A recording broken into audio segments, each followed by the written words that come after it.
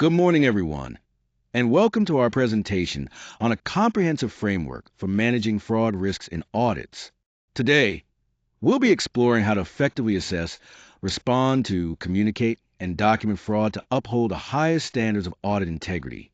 I'm excited to share insights that will help enhance your understanding and approach to managing fraud risks throughout the audit process. Let's dive in.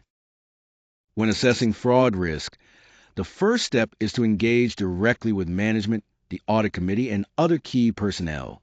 This helps us gather firsthand insights into any potential vulnerabilities or concerns regarding fraud. Next, we perform analytical procedures to identify any unusual patterns or anomalies in the data that might suggest fraudulent activity. We then evaluate various fraud risk factors, such as incentives or pressures that could motivate someone to commit fraud, as well as opportunities that make it easier for fraud to occur. It's also crucial to assess the control environment, which gives us a sense of how strong the organization's anti-fraud measures are and whether they're effectively designed and implemented. Lastly, reviewing any past fraud incidents and how they were handled provides valuable context and helps us better understand where risks may still exist. These steps together build a thorough picture of the fraud risks facing the organization. When responding to assess fraud risks, it's crucial to design audit procedures that specifically address those risks. This means adjusting the nature, timing, and extent of our procedures to effectively target the identified concerns. Incorporating unpredictable tests is another key strategy. By varying our approach and not being entirely predictable, we enhance our ability to detect fraud that might otherwise go unnoticed.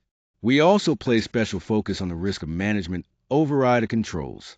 This kind of risk is particularly concerning because it can bypass even the best internal safeguards, making it essential to pay close attention here. Additionally, areas identified as high risk receive greater emphasis and resources. We make sure that senior audit personnel and experts get involved whenever complexities arise, bringing their experience to bear on challenging issues. Finally, it's important to continually reassess fraud risks throughout the audit process.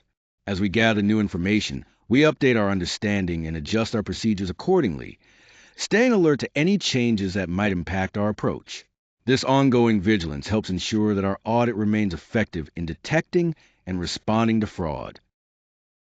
When it comes to communications about fraud, it's crucial that any findings or suspicions are shared promptly with management and those responsible for governance.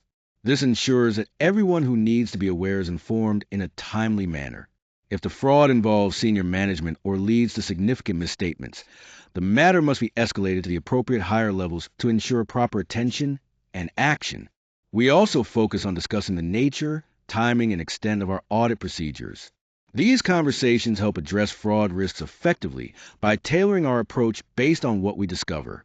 It's important that all communications comply fully with legal and regulatory requirements, so we stay within the boundaries of the law and maintain professional integrity. In some cases, the auditor might need to consider informing external parties, such as regulators, but always while carefully maintaining confidentiality. Finally, promoting transparency within the governance framework is key. It supports strong oversight and helps prevent fraud from going unnoticed or unaddressed. This open communication builds trust and strengthens the overall control environment.